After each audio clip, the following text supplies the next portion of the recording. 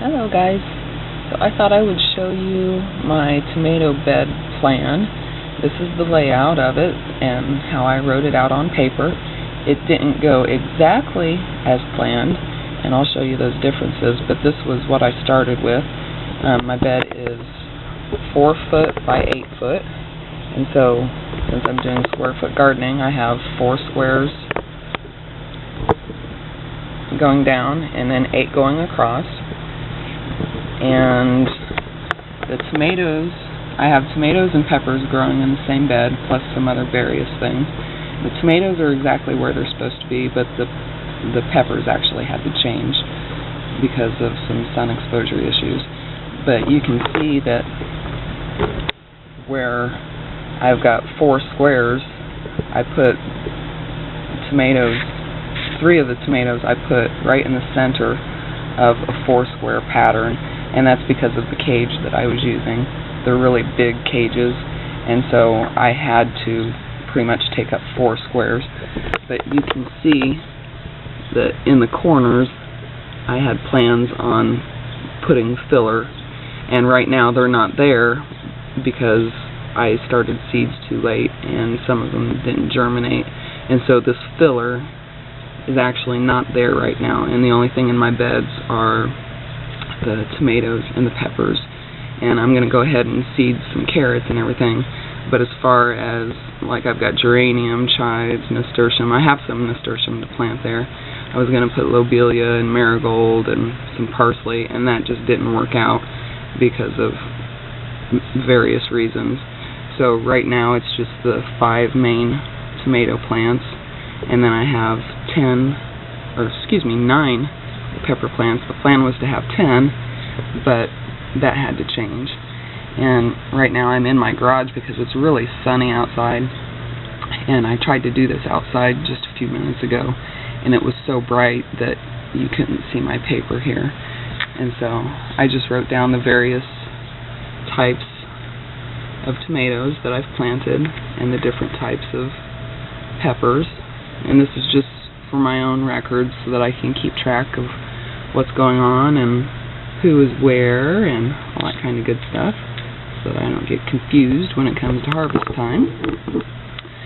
So that is the basic layout, and yeah, like right there, you can those 3 main ones that are in the 4 squares, those are the Texas tomato cages, which are very big structures. Now the other 2 tomatoes, I've used something called Veggie Cages, and they don't take up quite as much space, but I did take the growth into account, and so this wide circle right here, that's the Texas tomato cage, and then on this Veggie cage, I just acted like that's how big it would be, you know. I'm just assuming that it's going to have a pretty big spread, but I did go ahead and put it just in the middle of 1 square, but you can see it's overlapping on all these different sides and stuff. So I'm basically just going to fill in where I can with just small things. I have like shallots and maybe some small flowers and stuff like that. But the plan for the peppers didn't quite work out because after I got this back row of peppers in, I realized that putting a pepper in front of a pepper, directly in front of a pepper, might not be the best idea, so I shifted things, and so I've got 1 less pepper plant in there than I had planned, but that's okay because I'll just grow them, the extras, in some containers, which is just fine with me because peppers like containers too. So I will come out here and show you my cages because I think they're pretty cool. So this is a Texas tomato cage, and it is very heavy duty. It stores flat. If you were to pull it out of the ground right now, it would fold flat, and you could hang it up on some hooks on your garage wall or in the shed if you had like some bicycle hooks or whatever. You just pull it up and fold it flat, and you're good to go, and it's stored for the winter. It's really easy to store them. But these were really expensive. I think I paid $160 for 6 cages, and that was with shipping, but it's still pretty expensive, but they should last like years and years and years. So assuming that they last as long as they claim they will last, then I think it was probably a worthwhile investment, because a lot of these tomatoes that I have are heirlooms that get pretty darn big. And this is just the bottom part of it, and there's actually an extension that comes with it at no extra charge, and so it makes it a 6-foot cage. Now if you wanted to go 2 feet more than that, they sell separate extensions, and so it would be an 8-foot cage, but then that'll cost you more than $160 for 6 cages, and I wasn't going to go there. I'm hoping that 6 feet will be tall enough. And then this gadget is my Veggie Cage, and it's just a black plastic ring, very heavy duty, that stores flat, and it's kind of buried right now by the mulch. But here at the bottom, where's the end? I can't even find the end. I buried it. Yeah, I can't even find it. Maybe sometime I'll be able to show you the Veggie Cages before they're even expanded and everything. But it stakes to the ground, and then it spirals up, and you have to put your own stake in there. And this is just a 1/2-inch electrical conduit, and it goes up to 7 feet tall. And right up there is a little thumb screw that you turn to tighten it to whatever stake you've used. And so I didn't go the whole 7 feet, but I don't think I'm going to need it. And so it just spirals down this thing, and then you plant right there in the center. So there's my tomato plant that I planted the other day, and it's looking really good. All these are looking very good.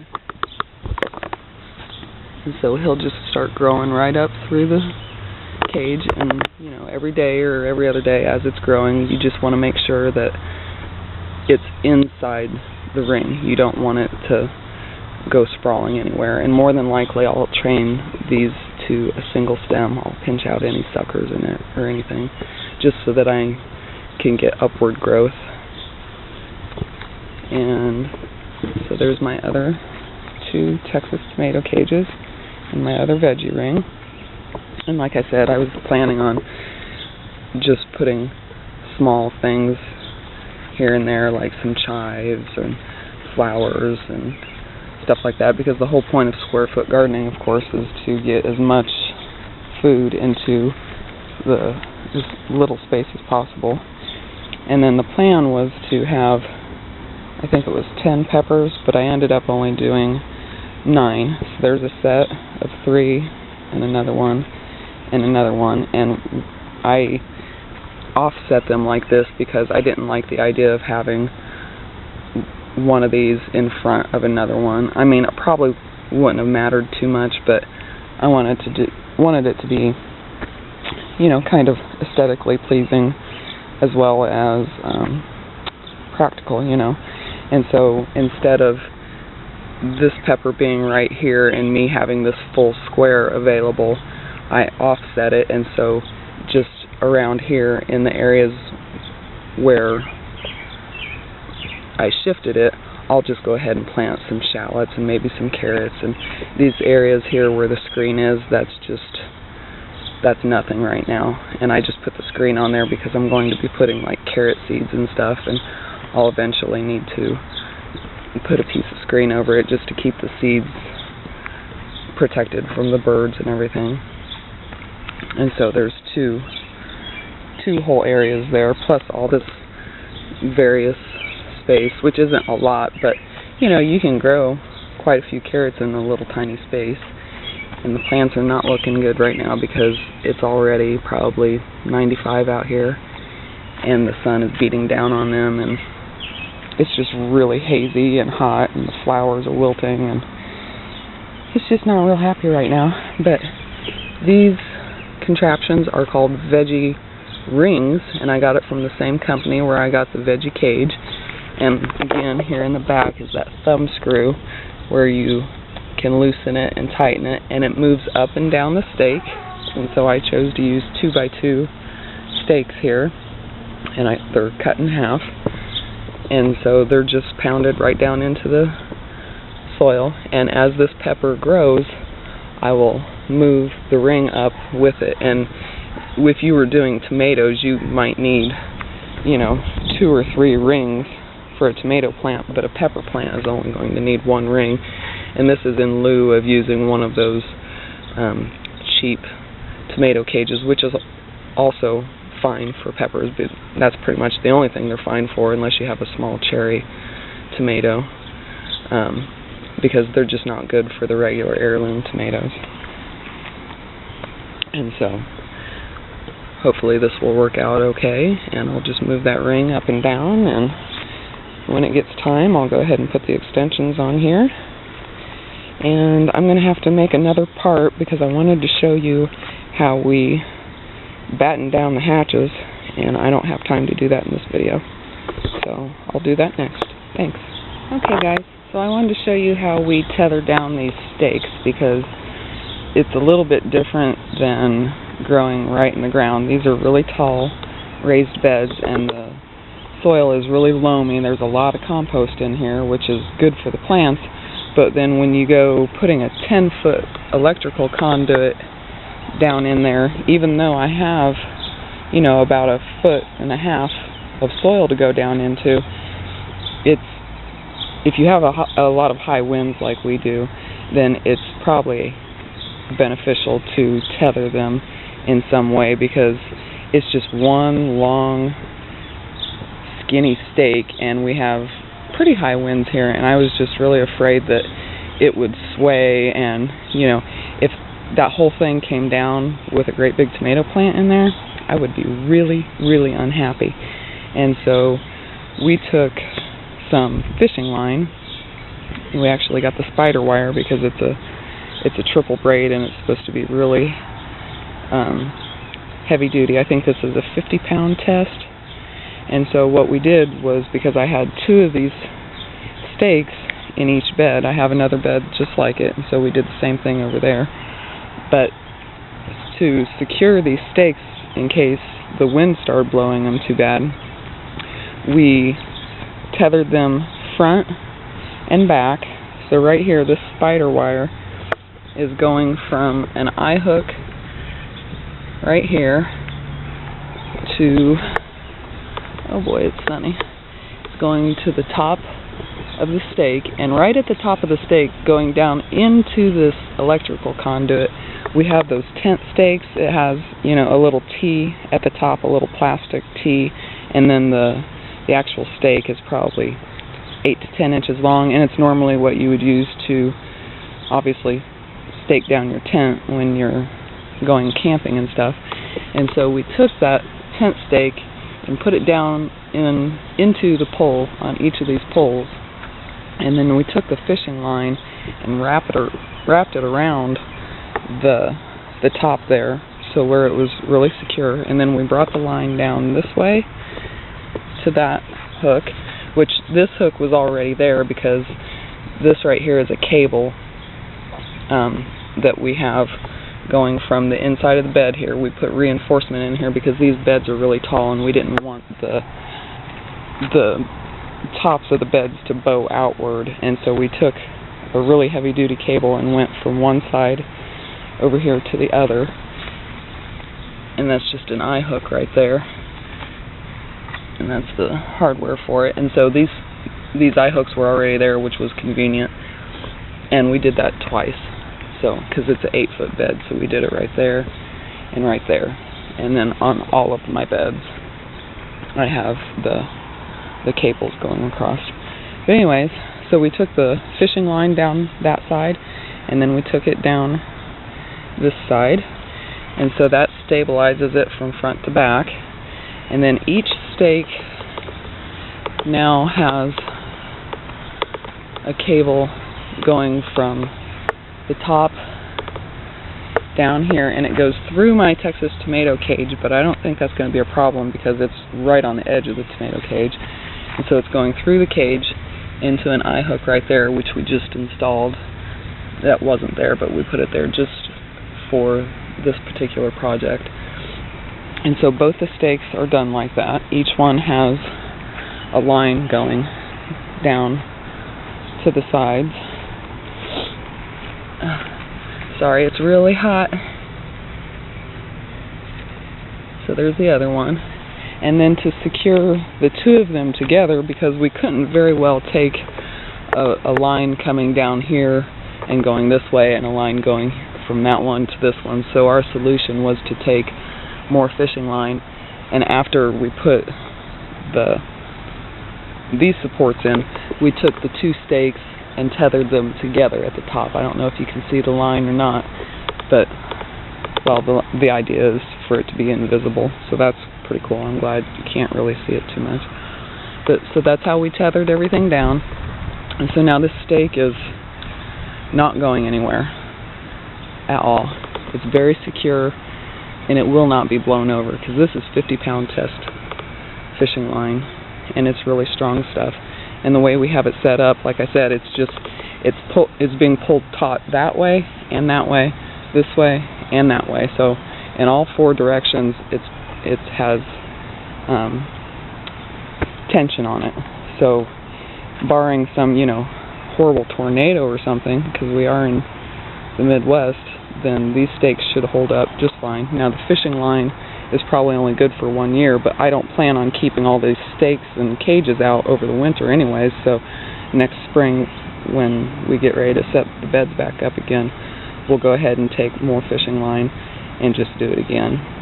And it really wasn't that expensive. It was, I think, $20 for 300 yards, and so it wasn't expensive at all. And so that's what I wanted to show you in this section. Oh, and I also wanted to show you the veggie cage too, as it comes in the package, because I wasn't able to show you the bottom of it really. So that's the instruction assembly thing. It's very, very simple, and you get 3 of them for $21, and I think that is a pretty good deal. Hold on.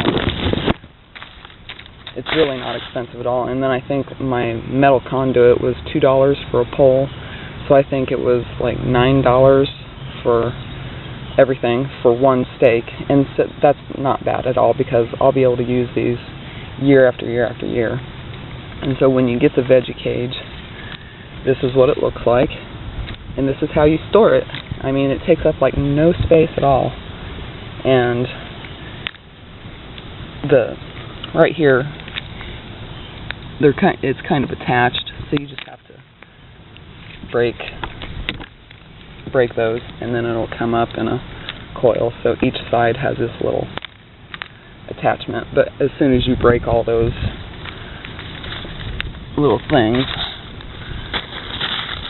wind's picking up, everything's blowing away. So once you do that, you can see it just starts spiraling. And then this is the stake part, and it doesn't look like much, but it works.